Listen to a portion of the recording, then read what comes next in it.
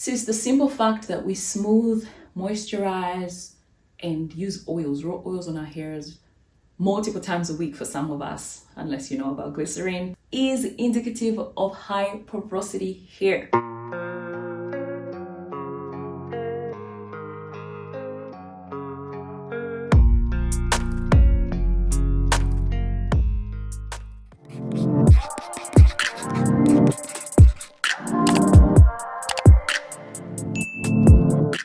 Most naturals are actually high porosity and they don't even know this. 14 reasons why your hair is more likely to be high porosity than low porosity. In this video, I'm going to share with you why your hair is unlikely to be low porosity, and most of it is research based. Some of it is just common sense. So if you're interested in this video, keep watching. I have always known myself to be a low porosity hair girl based on the porosity test, but recently I have discovered that, girl, I am not low porosity, I'm actually high porosity, and I actually believe that most type 4 naturals are actually high porosity. And I'm going to give you 12 reasons why I believe most type 4 naturals are actually unknowingly high porosity. You may be treating your hair as low porosity and you don't even know, girl, that you're high porosity, okay? You may be frustrated with your routine because the test said low porosity, but your hair is still dry and you have to moisturize your hair every day and you have to hydrate your hair every day, and it's dry and it's breaking and it's thinning and your ends are just not healthy. Girl, I have got some things to say. Let's get started. Porosity is all about the cuticle, how well it absorbs water, how quickly it absorbs moisture, and how quickly it also lets go of that moisture or product or water, etc. So that's pretty much porosity. So it's everything to do with the cuticle. So everything I'll be speaking about in here has got mainly to do with the cuticle, or what we're doing in the cuticle, okay? Now, before I proceed, I just want to say that porosity is on a spectrum, okay? And I'm going to just share with you this spectrum. If this is the lowest porosity on Earth, and this is the highest porosity on Earth, Asians have got the lowest porosity. Africans have got the highest porosity, as in type 4 hair has got the highest porosity. So when we're put on a spectrum with the whole world, we're pretty much here and the Asians are here. Caucasian somewhere in the middle here, curly hair, mixed race will be somewhere here in the middle, but these are the two spectrums, okay? If we were just looking at people of African descent, as in people with type 4 hair of African descent, okay? If that's all we're measuring and this is the spectrum, low porosity, high porosity, they may be naturals, okay, that will have lower porosity, okay? This is low porosity. They'll have lower porosity and some will have higher porosity. Just because you've got lower porosity does not mean you are low porosity. On a spectrum of a worldwide scale, you are still considered high porosity, because even if you're being measured just with the black girls, even if your porosity is on the lower side, when considering all hair on Earth, you are still in a spectrum of high porosity. I don't know if that makes sense. So yeah, you may consider yourself a low porosity girl, but when compared to the lowest of porosity, as in people that don't need to put in leave-in conditioners, etc., like Asian people, and the characteristics of low porosity hair, girl, even if your hair is lower porosity, you are considered a high porosity girl on the worldwide spectrum. So yes, it varies. Yes, there's a spectrum. Yes, even everybody with high porosity hair does not have the same kind of porosity exactly, but they are groups. So Asians are really low porosity. We are more on the high spectrum, even if some people may have lower porosity. I hope that makes sense. Let's move on. So number one is that research has shown that Black people, particularly people with kinky type 4 hair, have shown to have less cuticles, less layers of cuticles. This is research-based, guys. When seen under a microscope and compared to other hair types such as Asian hair or people of the Caucasian race, our hair, Black people's hair, type 4 hair, has been found to have less cuticles. And when I say less cuticles, I mean like 3 cuticle layers, okay? 3 cuticle layers as compared to an Asian who has not 4, not 5, not 6, not 7, not 8, up to 10 cuticles. Asian hair is known to be the most low porosity hair on the planet, and they have got 10 cuticles, up to 10 cuticles, okay? Obviously it will vary person to person. So you can imagine someone with super, super low porosity having 10 layers of cuticle compared to me and you, girl, with 3 cuticles. Who's gonna lose moisture more? Who's gonna lose moisture quicker? Who's gonna absorb moisture quicker? It is us. It is the black girl. So your hair is likely to be high porosity based on the fact that type 4 kinky textured hair has been seen or has been shown to have less cuticles. Number 2, research has shown, guys, when compared to other hair types, our hair, type 4 hair, has shown to have gaps in the hair between the cuticles, gaps or holes. That means more porous. That means, you know, less protein. That means not as strong. That means fragile. That means our hair will be more prone to lose moisture or to lose product or hydration, which is a characteristic of high porosity hair. Thinner cuticle. Again, it all has to do with the cuticle, right? Research has shown the African has got a much thinner layer, and as in the thickness of the cuticle is actually thinner when compared to someone like the Asians. I'll just use Asians because they have the lowest porosity, okay? Of course, there's many other races, not many other races, there's other races and other hair types, etc. I'm just using Asians because they're well and truly known to be the lowest porosity, okay? So the thinner your cuticle is, girl, I've already spoken to you guys about the number of layers. If an Asian is going to use a curling iron or a flat iron, they've got 10 layers to work with, as in they've got 10 layers of protection before the heat penetrates really to a deeper level and causes damage. But we only have 3 to work with. That's why you see a lot of hair damage, particularly with type 4 hair. You know, even if you've used your heat protectant, you've used low heat, you've tried ABCD, you've put all sorts of things in place to prevent that damage, and yet it still occurs. That's because you've got not only less cuticles to protect you, but also a thinner cuticle. Thinner cuticle means that you're gonna lose more water quicker, faster, more readily, easier than someone who has a thicker cuticle. Uniformity. There's such a thing as uniformity. So if something is overlapping the next one, just like this, uniform, it's more likely to close, you know, a little bit better. Like it's not gonna have gaps. Like if it's not uniform and it's like that here and it's like that there and the other one's missing here and there's a layer missing there, of course, that's gonna predispose you to losing moisture and having a cuticle that doesn't close as well. So research has shown, once again, our cuticle is not as uniform. When seen under the microscope, Asian people's hair is more uniform, all right? You can see the uniformity. They've got a longer stretch of their cuticles, so much so that when the cuticle closes, it really does lock in that moisture, right? As opposed to us, where our cuticle has shown to not be as uniform, and there's some portions of the hair that has shown to have actually cuticle missing. High porosity. That's going to predispose you to losing more moisture. There's also some research showing that at every turn, you know how our hair is curly, very coily? At every turn of that curl, there is a lifted cuticle, okay? Every turn pretty much represents a lifted cuticle.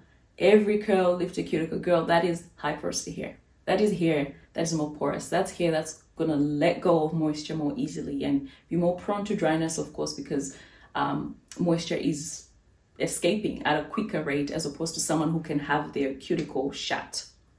Now, when you consider the structure of our hair, and just the fact that it's curly and coily, you know, kinky, the overall look of type 4 hair is indicative of high porosity hair. Because if you did have a closed cuticle, flat laying, smooth cuticle, then you would have a more smooth surface area that will actually bounce, that light can bounce off and create shine.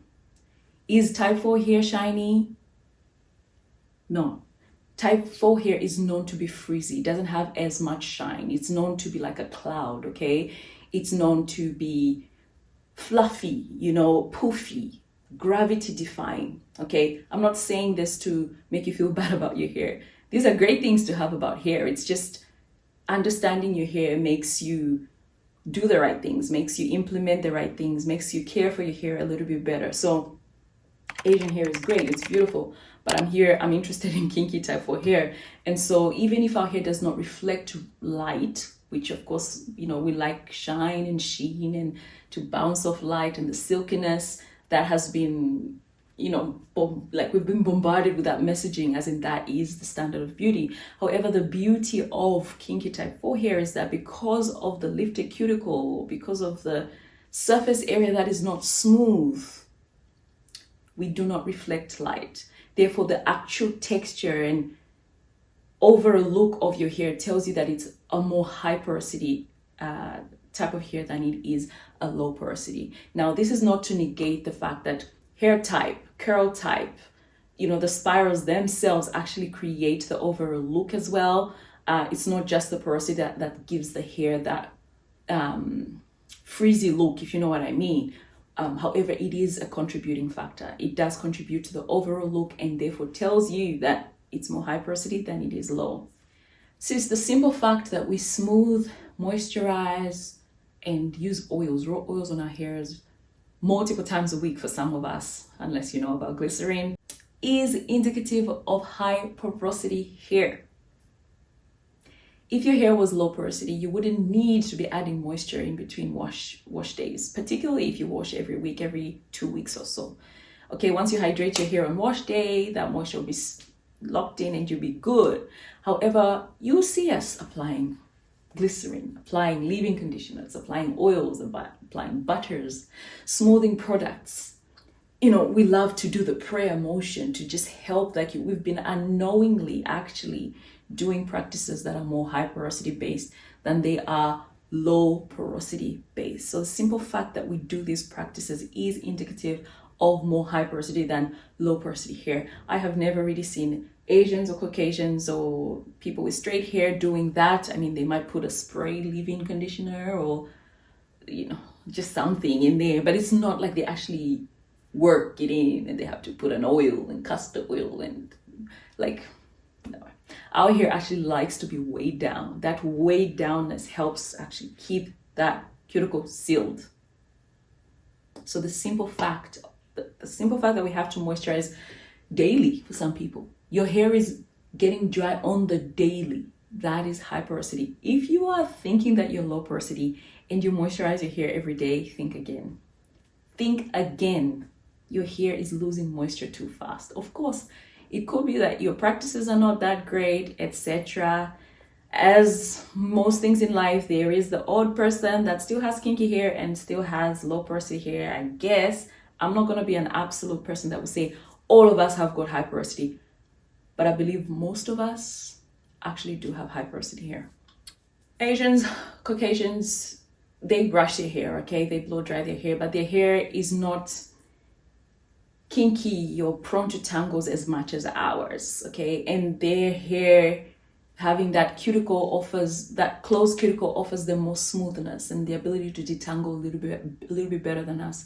For us, we're dealing with that tangly nature, that kinky, curly nature, and it's beautiful, but it also means that there's a little bit of work that needs to go when detangling, particularly hair that has shrunken or is in its most natural state. And that means that the hair is more prone to mechanical damage. Of course, if you're manipulating your hair every day, you're moisturizing your hair every day, and you're detangling and you're doing this and you're daily, that's going to obviously predispose you to mechanical damage. And as we know, mechanical damage means that your cuticle is being worn down, your cuticle might be missing some layers here and there, and that follows that if you're experiencing more damage to your cuticle, that your hair will be more high porosity than low porosity.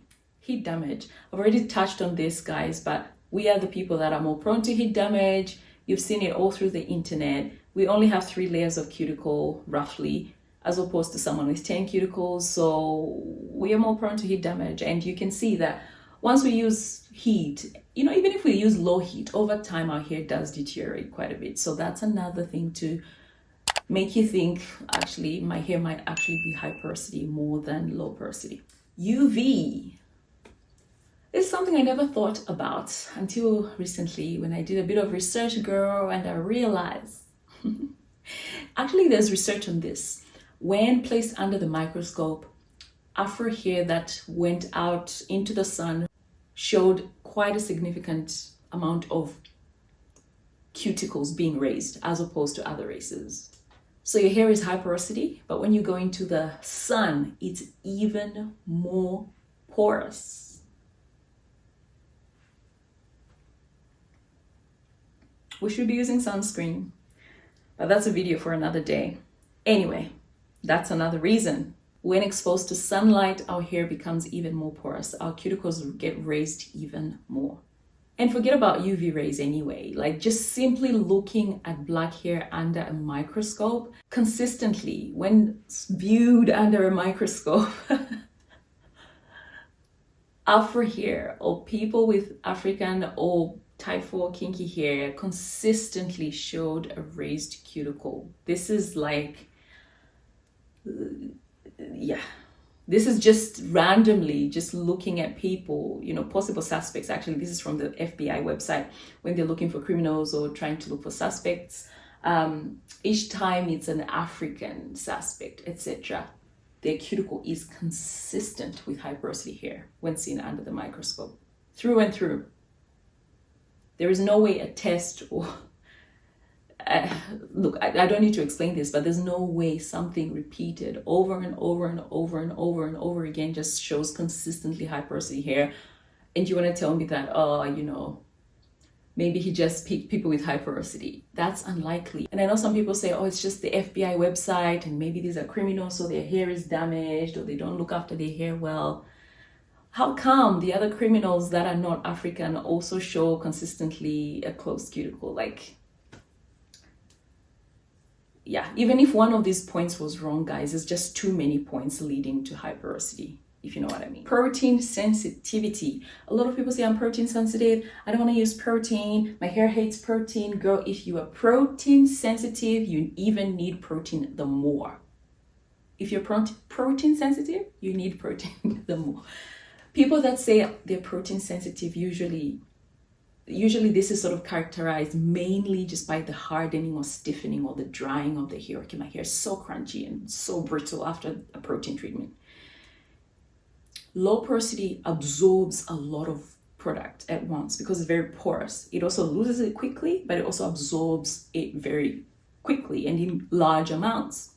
Because you absorb protein in large amounts, girl, it's gonna feel tough. It's gonna feel like it's got too much protein because it's taken too much protein, but also that means that it needs that amount of protein. There's a lot of holes for the protein to attach to. That's why the hair has taken up that much protein. Okay? If your hair was not as porous, there wouldn't be places for the protein to go, so it would just sort of wash out. But the simple fact that your hair is protein sensitive, as in it actually binds to that protein, it actually takes that much protein in, that is indicative of high porosity hair.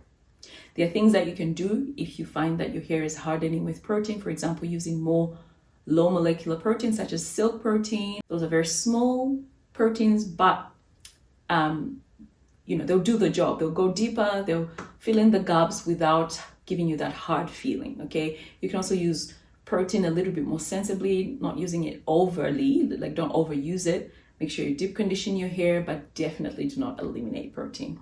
If you use proteins like Afro G, where they've got quite large molecular proteins, so high molecular proteins, then the bigger molecules of protein sit on the top of the hair, and those are the ones that give you that rigidity feeling. Last but not the least, aging, wear and tear, manipulation, general maintenance just means that our hair is more prone. The older our hair gets, the more it's even prone to being high porosity hair. These combs and brushes, even the high quality ones, sometimes they still do cause some kind of wear and tear on our hair, some kind of mechanical damage, some kind of lifting, some kind of snapping happening. And that just adds to the cuticle being raised or being more damaged, particularly with overuse and with long-term use. Girl, I hope you found value in this video. Girl, if you've got some nasty comments for me, I am gonna come for you. I am not giving chance to toxicity and negativity in my comment section. Your comment will either be deleted if it's not sensible, your comment will be reported if it's abusive, your comment will not be attended to if I just feel I don't need to give my energy to this.